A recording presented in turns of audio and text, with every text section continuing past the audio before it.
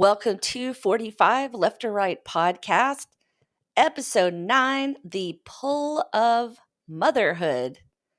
Today, we're going to talk about working mothers and the challenges of being a working mother. I interviewed my friend Emily, who has been my friend since I was born, essentially, and wanted to interview her about how she and her husband have come up with some really creative ways of taking care of their 3 beautiful daughters. Um, and I have to admit, I am struggling today. I need more caffeine or more sleep or something. So I'm going to try to keep the pep up in this episode. So I remember sitting on a secondhand, disgusting, scratchy love seat with Jeff in my dorm room my sophomore year at Davidson.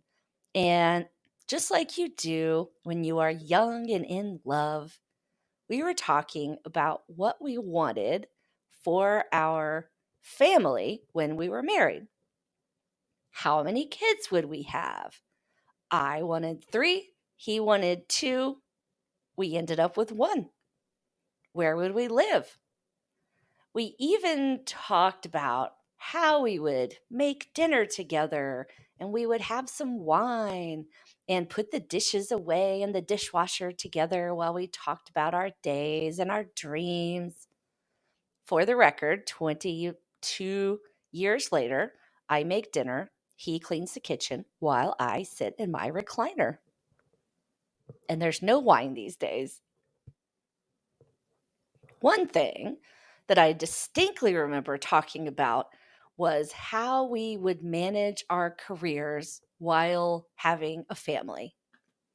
At the time, I had no idea what I wanted to do as a career, but I knew I wanted to do something. I was going to work full time and be a full time, fabulous mom with no guilt whatsoever and no pull toward either one. I would balance everything perfectly, reach all of my professional goals once I had them, and be at every one of our kids' games, performances, school functions. I'd be on the field trips and have dinner on the table every single night. I did not think that either of us would have to sacrifice our careers for the well being of our family. It was actually Jeff who made me realize that this was not a feasible dream. He thought he might want to become a doctor, but he was really concerned that he was going to miss out on our kids' lives. He said that the number one priority for him was that his career must allow enough flexibility that he will be actively in their lives, at the activities, being the soccer coach, helping them with homework, etc. His dad was a great dad, but he was also an airline pilot. So he was gone for days at a time and he missed a lot of things. Jeff knew that he wanted something with a better work life balance. So Jeff made me start considering that trying to balance everything perfectly was not realistic nor attainable. And it made me consider our future family and a beneficial like work-life balance to be a major part of the equation in how I chose a career. On this episode, I have an incredibly special guest, my best friend for all of my life, Dr. Emily Balanky. She is an OB-GYN in Jacksonville, Florida, our hometown, and she lives there with her husband, Matt, and their 3 daughters. She and Matt have come up with some really creative solutions over the years to balance having time with their children and juggling two careers with unusual schedules. Next week, I will be interviewing her twin sister, Claire, my other best friend for life, about being a stay at home mom for next week. I thought it would be an interesting contrast as each method of mothering is valid, but not without their challenges. We conducted this interview over Zoom since Emily is in Jacksonville, and I am going to let Emily describe how we met. All right. So, who are you and how do we know each other? I'm Emily Balanky, Mhm. formerly Lamp, and we Right. met each other in the church nursery when we were like, I don't know, a month old, I know. 3 months old, something like Right. that. So the story goes, Yeah, that is the because story. uh, your brother was so nicely dressed that my mom decided she had to get to know your mother. Yeah, I love that. And then they became friends and they had play dates like we have with our kids, when I'm in Jacksonville. And I know I always had you guys. I was talking about this the other day, just with Devin's friends and just Uh-huh. all the social stuff. And I'm like, I always had them. So I had friends come in and out, but I always had Claire. Yeah, right. Through all the, elementary school, and even when we went to different schools in middle school and high school Yeah. and got back together in college. In Yeah, college. but yeah, we always had each other. Yeah. It's a wonderful blessing. It Yeah. absolutely.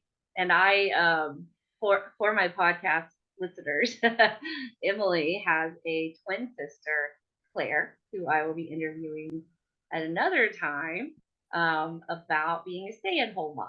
And Emily is a working mother. Tell me, what do you do for your career? So I'm an OB-GYN, so I deliver babies and help women, as many of your listeners would understand, through through some wonderful and sometimes very difficult times in their lives. Yeah, From adolescence to um, women in their 80s and occasionally 90s. amazing. Now they're not having babies, right? At age 90. No, we don't have any Sarahs that I know. God, that would be terrible, just personally. And how long have you, I guess, talk to me a little bit about your, career track, kind of let's Mhm. say, starting from residency on to now. So OB-GYN is a 4-year residency. And so I started residency in 2006, the summer of 2006, and did 4 years and kind of go through all the different areas of OB-GYN, from, deliveries to GYN oncology and the subspecialties. And then I decided to go into general obstetrics and gynecology, which just means that mostly it's general OB-GYNs who are delivering babies and doing obstetric care, but also kind of general GYN care, from your regular, well woman visits every year to hysterectomies and various GYN surgeries. And so then when I graduated from residency, I joined a group practice and have been there ever since. So it's going on 14 years now. 14 years as of August. Hard to believe. It's amazing. Yeah, That really is. time flies. I know, right? And talk to me, who are your children and how old are they? So I have three um, lovely girls, and they are Catherine, who is 12. She's in 6th grade, and Rachel and Laura are twins, and they're 9, and they're in 3rd grade. All right, awesome. Sorry, this thing's gonna fitting. Um, all right, and tell me about your husband and how long have you been married? let's see, Matt is my husband, and we've been married, let me think. As of August, it will be 15 years. So Wow. we got, we waited a little while to get married. I think I was 31 when we got married. 31. Yeah. And we met, like, his grandmother set us up, actually. It's Yeah. kind of a fun story. Tell me that story. Yeah. Well, our grandmothers actually went to church together for years. Even Dad grew up in the youth group with Matt's uncle and aunt. His mom's a little bit younger. But yeah, so they actually kind of knew each other for years, and we figure we probably crossed paths when we were in like preschool, and you probably did too. Right. And right. And then we were going to church with both of our grandmothers on Mother's Day one year. And I was already in residency, so it was like 2007. And we just kind of noticed each other across the way. And then his grandmother called my mom to ask for my number. Oh, And the rest is history. that's adorable. Now, did he ask your grandmother for your number, or did the grandmothers plot? Well, actually, his grandmother plotted with my mother. So yeah, she called my mom to ask her for my number. My grandmother was already suffering from dementia at that point. So Yeah. but yeah. And then he called me like that weekend. That's awesome. Yeah. I love it. It's kind of a nice story. It is a nice story. We like to say it's an arranged marriage, but it turned out very well. That's true. And yeah, it did. It has. So I know at some point Matt was working as a police officer, and then you were working full time as an OB, right? Right. And did you have Catherine at that point, or did you have Catherine, Rachel, and Laura? Well, we had all three of them. Mm-hmm. Let's see, he was on the street for about 5 years, and then he became a detective for a couple of years. And we had, Rachel and Laura. We had all three of them at one point while we were both working, which was not easy and kind of led to our other That's decisions. hard. I don't know how much you want me to we'll elaborate get into at this. later. Yeah. Yeah. So I'm trying to think, how long were you both working full time before you changed? Well, about 7 years. I mean, about 7 years in our marriage. Yeah. We were, both working full time, and depending on grandparents and some daycare for childcare. We had really not wanted to hire. It's fairly common to have like a nanny situation, but we chose not to do that. But thankfully, we have grandparents in town. Yeah, good ones. So yeah, great ones, right, who have been very generous with their time. I think when Catherine was little, pretty much, when Matt would be working, she would go over to my parents' house and spend the day until he could pick her up, or I could pick her up, or. Wow. And you did some daycare also? Is that later? That was really mainly for Rachel and Laura. So when they were born, we already had them enrolled at a daycare, because that's kind of how you have to do it. So you have to do it way in advance. Right. Right. And we were going to give that a try for a couple. So we ended up doing that for a couple of years. Okay. And we're happy with the daycare where they were. It just wasn't working. Yeah. Family wise. Yeah. With the grandparents, I know you had both sets there. Was it a regular schedule that you had them, or had them there, or? When Catherine was younger, or when she was little, really, it was a somewhat regular schedule, because the way that I think a lot of police departments do, it's kind of a like 5 days on, 5 days off, 4 days on, 4 days off. So it wasn't always the same days of the week, but yeah, pretty much every day when he would be working, and of course I would be working, and he actually worked nights for a while, but he had to sleep some too. So she would go over to my parents' house. So yeah, it was, I mean, they had her a lot, Live. and some holidays and things when both of us would be working. Yeah, yeah. And you were, so obviously as an OB, you work your regular days and then you have 24-hour shifts. Mhm. How were the arrangements with that?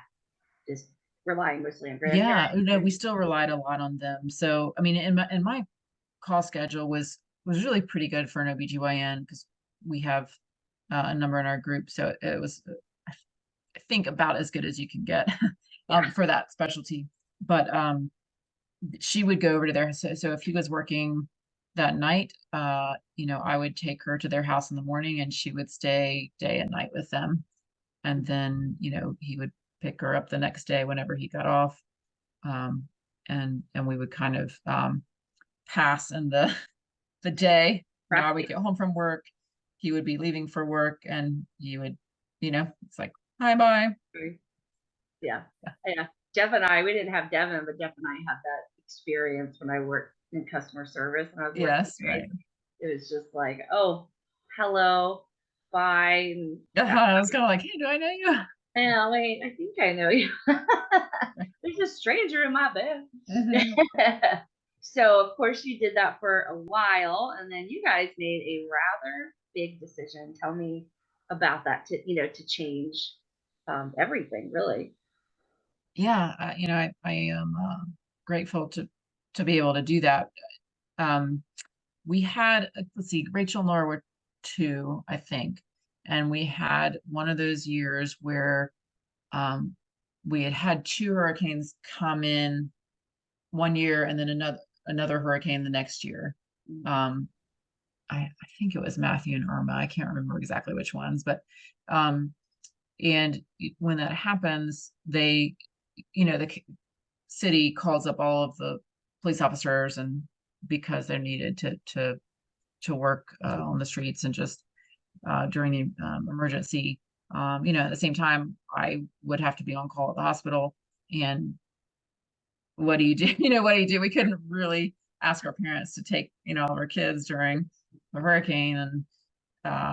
And we decided that it was just becoming too difficult to work two different weird schedules like that. Yeah, yeah, And we really, as I said, we really didn't want to do a nanny. I know some wonderful nannies and families who have had great experiences with them, but we wanted one of the parents to be the yeah. primary caregiver, if not if not grandparents. Right. But so we decided that it would be best for our family um, probably for him to resign, and for me to continue working. And so he resigned, and uh, it's been great. I mean, just having a parent available to, to take kids to school, to run interference, and we were able to then send Rachel and Laura to our church preschool, which we loved, but doesn't provide wraparound care. So, it wasn't feasible when both of us were working those schedules. But we were able to bring them out of daycare and to go ahead and have them do, a 9 to 12 preschool, which we love, and it's our church, so we love that. And now as they're getting older, he's able to pick them up and take them to activities, or just as good as the care and everything is, but not have to have them go to aftercare and stay there till 6.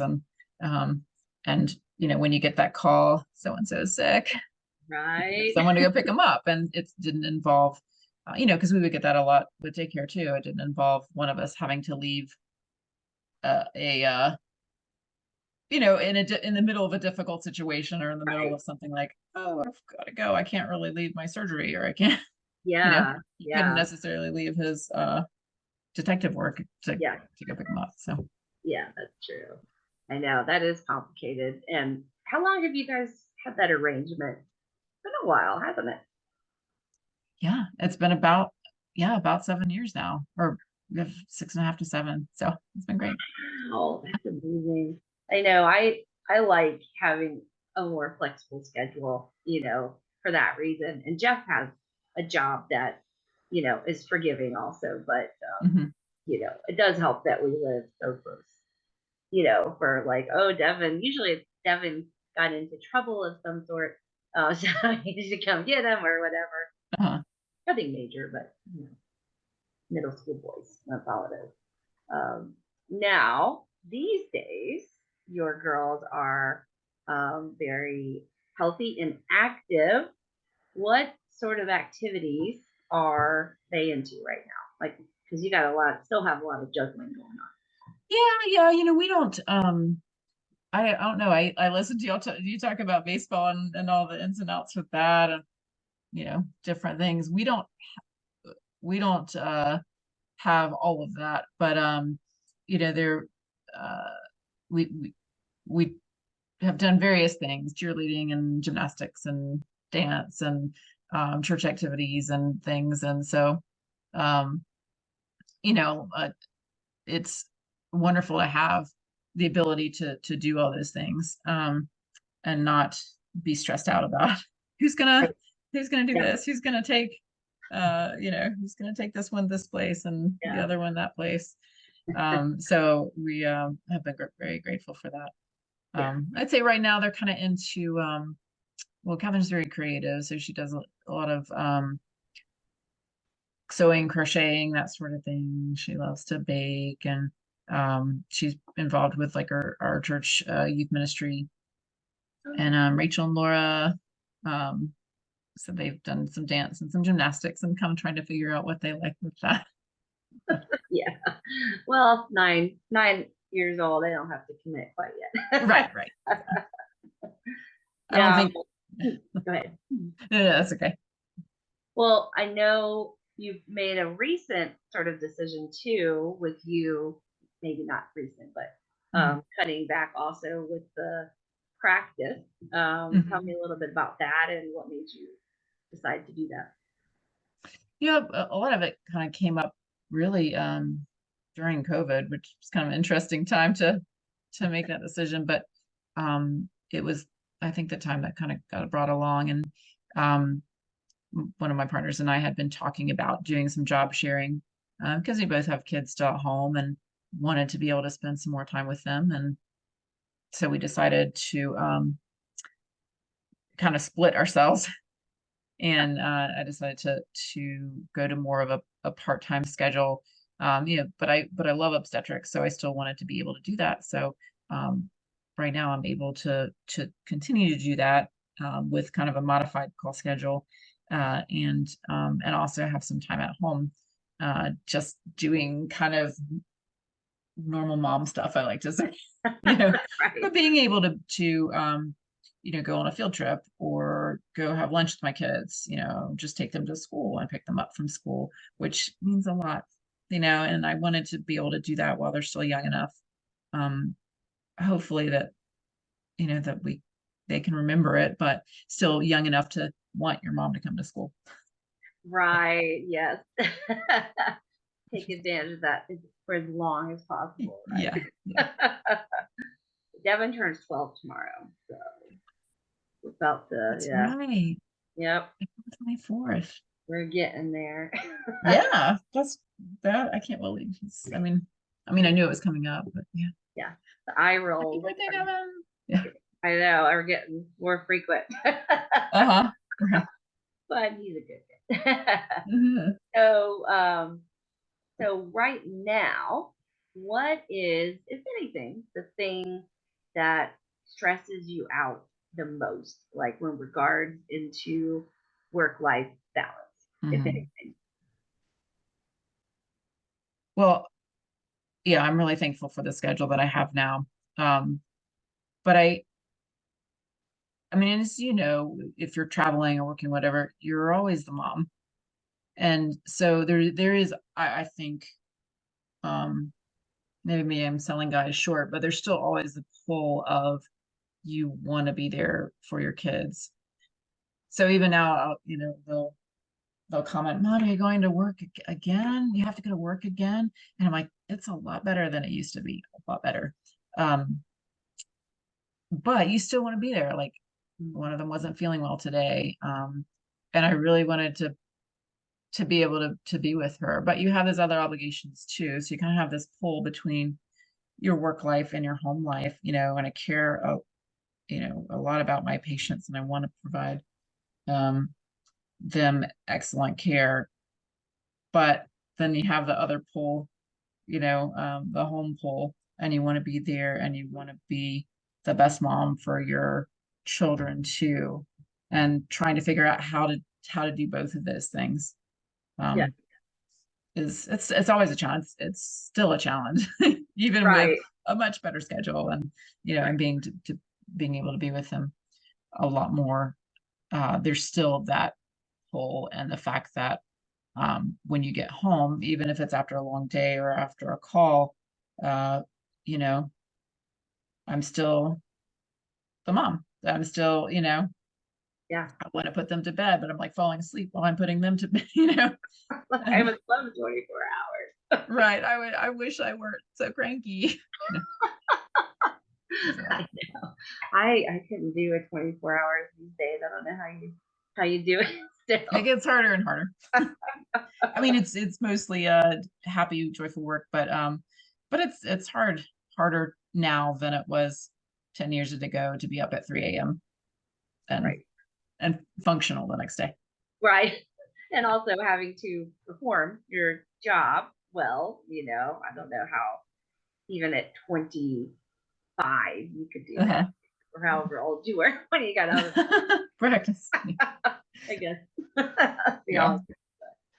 Well, what advice, there's that's sort of a thing in our culture, I think especially American culture, of women doing both, working, well, I have my career and I have my children and I want both and all.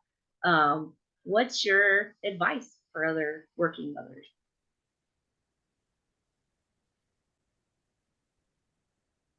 I think go into it with realistic expectations. I when I was, I felt like God was calling me to be a doctor, and I kind of felt that way since I was in late elementary or middle school. That was kind of always the track that I thought I was supposed to go. And certainly sometimes the kids will ask too, when I chose this specialty, um, I had not met, I had met and I had met. I didn't even know if I would ever get married or have kids. I mean, I wanted to, but it wasn't necessarily on the horizon. Yeah. And so uh, sometimes I look back and think, would I have made the same decision if I had, you know, one already met Matt or we were already married? I don't know. And I think that's always something to look back. And when I'm talking with students and everything, try to be honest. It is, every job has its stresses and its hard things. And I think you do have to love your work, because if you don't, it's going to be um, a long haul. And I love the work that I do. I don't necessarily love leaving my family, leaving my kids, um, the mornings when I have to be gone for 24 or 36 hours. But I love the work that I do. And I love the people with whom I work. The nurses and all the staff that I work with are wonderful, which is also an important thing, I think, because you're just going to spend a lot of time with your work Right. family too. Yeah. But sometimes I do look back and say, okay, God, is this where you still want me? Is this where you wanted me? Is this where you still want me? Um, and I try to be honest with people who are with, the women who are asking. Yeah, it's hard. You are gonna sacrifice some time with your family. But every job is like that in a way, Yeah. Yeah. No you doubt. know, and are Yeah. the rewards um larger than the things that you give up. Um, my job is very rewarding. I certainly meet wonderful, wonderful women and families, and I love that. I love being part of their lives at that point. Um, but yeah, I miss, there are definitely things with my own family that I've missed. Yeah. Yeah. I know it's tough because, like you said, you're the mom, and I mean, we both have really amazing, supportive husband, without a doubt. Mm-hmm. But when Devin is like in crisis, shall we say, or whatever, Sure, when you've got something. you want mom, you want me, and I want to be that person also. So I don't know if it is biological, if it is cultural. As a mother, just having that pull, and it's not to say that dads don't have that pull either. It's just a Different. I think it's just different. Yeah. It's like, hey, I grew this child for 9 months in my body.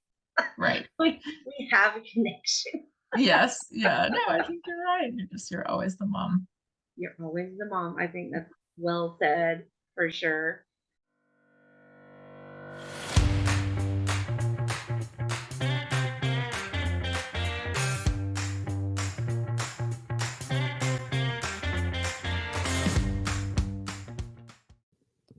Welcome back to 45 Left or Right podcast. I hope you enjoyed my interview with Emily. She is amazing and thoughtful and very intelligent and just a wonderful person. So I hope that you enjoyed that. So it would not be 45 Left or Right podcast without some research. So I'm going to hit you with some of this and hope it's applicable. This should come to as no surprise to anyone that it is more common now for mothers to work outside of the home. Some do it by choice, like Emily, and others by necessity because things are expensive and it's not always possible to stay home if you want to. The first batch of stats is from a sort of an organization called USA Facts. And this is run by former Microsoft CEO Steve Ballmer. And this really appears to be very balanced and a legitimate source. This is, Ballmer made this organization as a way to make government data more accessible. Because if you have ever been on any government site with statistics, they are hard to navigate largely, and the language of the stats is really hard to decipher. So he's trying to make it more available, more accessible. What's great about them is they do not take money from advertisers or anyone else. They do not even take a tax exempt designation because they don't want to have any conflict of interest. So they're pretty cool. They've been bookmarked in my computer. So according to USA Facts, 2021, 24.2 million mothers were in the U.S. labor force. And this is with children younger than 18. Now, when they say in the labor force, that means that these mothers are currently employed or are looking for work. These numbers is such a huge change from 50 years ago in 1975, when only 47.5% of women with children were working or looking for work. And this is according to the Department of Labor. In 2000, it went from 47.5% to 72.9%. So that is a large majority of mothers that work in the United States. And off of topic here, 50 years ago was 1975. Who else feels like 50 years ago should be like 1950? Oh, God. I don't even want to think about it. Now, the number of working mothers is a little lower for women with young children. young children being under the age of 3, which is 64.2% in 2021. And that makes sense that the number is a little bit lower because finding childcare for really young children is difficult and it's expensive. And I think that moms feel especially compelled to be with their children when they are really little. I don't know, I felt more of an ache when Devin was young to be away from him. So that's just my experience and my observations. But here's the thing, looking at these numbers, most women, most mothers work full time, and they are still expected to be the primary caregivers. So there's working full time and that they are the primary caregivers, yet are still not getting paid the same. They only make 68.9% of what men make as of 2022. All right, I'll move on. And the next batch of statistics is a little denser because I got it through a government website, the National Center for Education Statistics. This really covers a lot about the choices in childcare for kids. This is mostly kids under the age of 5. And I don't want to get too much into the cost of childcare and then a lot of the other reasons why women have to work besides wanting to work, because I think that topic deserves its own episode one day. I want this episode to be more about the experience of being a working mom. So, Emily talked about wanting either a parent or grandparent to be the primary caregivers for their kids. If she or Matt couldn't be the primary caregiver, they wanted a grandparent. And they were lucky enough to have grandparents in the area. And I can certainly vouch for her parents, who were like a second set of parents for me. They are amazing. But most parents just don't have the option for family to help with the kids. In 2019, approximately 59% of children age 5 and younger who are not enrolled in kindergarten were in at least one weekly non-parental care arrangement as reported by their parents. So basically, 59% of non-school age kids were in some kind of childcare situation that didn't involve their parents. Among children in this weekly non-parental care arrangement, so we're just going to call it daycare, 62% were attending a daycare center, preschool, or pre-kindergarten. So some kind of pre-K center. Of those, 38% were cared for by a relative, and 20% were cared for in a private home by someone not related to them. So, like a home daycare.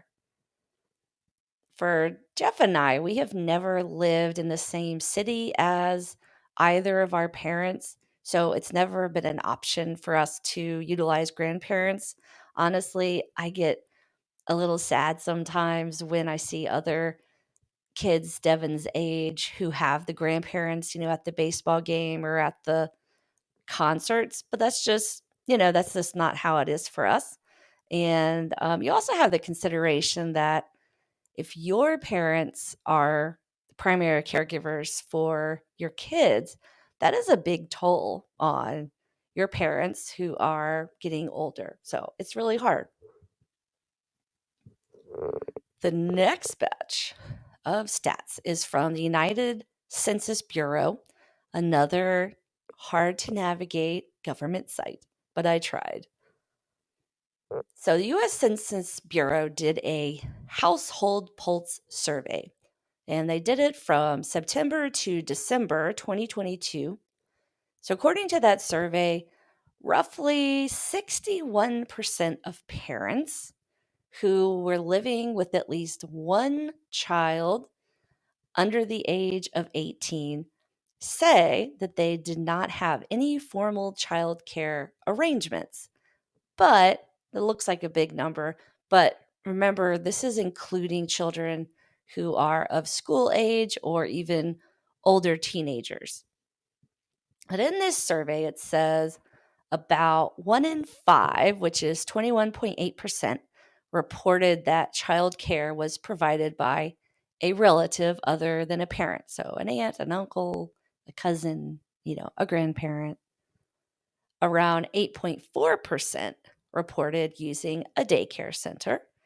About 5% reported using one of the following options: non relative care, nursery or preschool, or before and after school care. And then about 3% used a family daycare. So, when you look at these numbers compared to the numbers above the National Center for Educational Statistics, it seems like they're really low. But again, you got to remember that this includes kids who are in the age range between 6 and 17, so school age. So it would be a smaller number. Now look at, even Emily, who really had a lot of good options for childcare, and she had, the resources and the flexibility. Even she had to really struggle over finding a balance between her career as an OB-GYN and then wanting to have memorable and quality time with her children and with her husband. How do you do it all?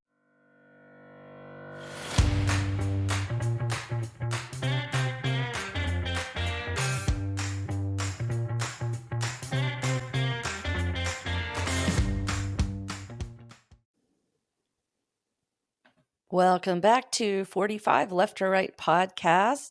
I want to end with some reflections and a story.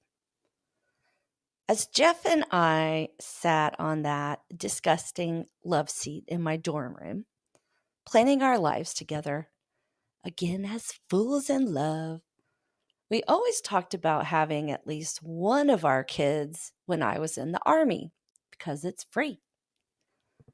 This was before 9/11, so we thought it would be a relatively stable life.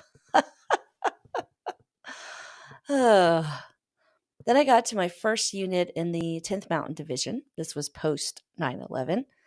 And I saw that units were deploying young female soldiers to Iraq only 6 weeks after they gave birth.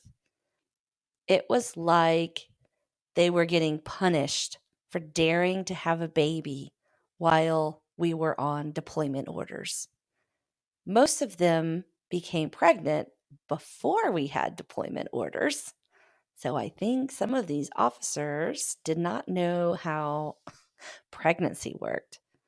But after I saw that, I realized that having a baby while in the Army was wildly unrealistic for us. For a lot of different reasons, I ended up staying home with Devin until he was 5 and went to kindergarten. My mom has always told me that the happiest she has ever been was when she stayed home with my brother and I wanted to give it a try. I felt the pull to stay at home with Devin. I'll talk more about that experience in my next episode, where I talk to my friend Claire about being a stay at home mom. But once Devin went to kindergarten, I went back to school to get a second bachelor's degree in literary journalism. I commuted 60 miles each way in Southern California traffic. That was an hour and 20 minutes going there and usually 2.5 hours getting back. It was terrible. So, because of my commute and my school and Jeff working full time, Devin had to be in daycare after school. And usually Jeff picked him up, if I remember properly. I felt alive when I was at school learning. I felt like I was doing something for myself, and I really enjoyed that. I was working toward a career in journalism, but my heart just ached when I thought about my adorable little boy in daycare from 12 to 6 some days.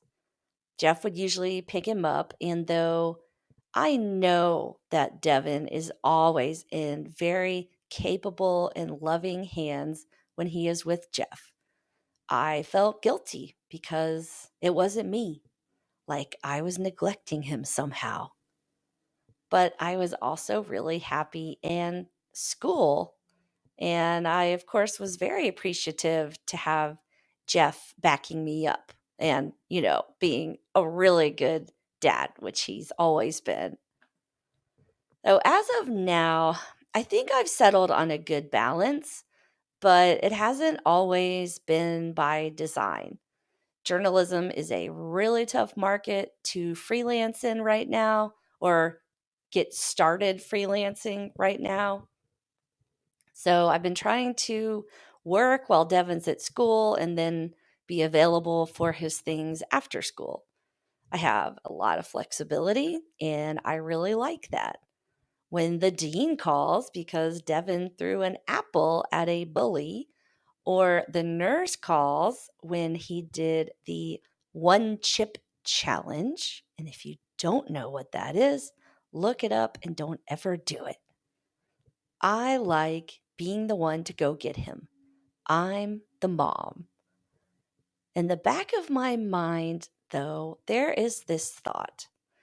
You have so much education, Darisse, and you aren't doing anything with it. You aren't fulfilling your potential. I enjoy my flexibility. I love spending time with Devin, and I love being able to support my family in running the household. But I also still put pressure on myself to do more, to be more. And I think whether you work inside or outside of the home as a mother, you are going to feel a conflict either way. Thank you for listening to 45 Left or Right podcast. I hope you listen next week when I interview Claire, who is not only a stay at home mom, but also a homeschooling mom to her 4 children. She's really interesting and cool, and I hope you check it out. And as always, in whatever podcast app you are using, if you could find the follow button or the rate button or leave comments, that would help me out a lot. And also, if you're on Instagram or, of course, Facebook, any sort of social media, please find me. I will post it in the notes to this show, which I have finally figured out how to do. So, again, thank you so much for tuning in, and bye for now.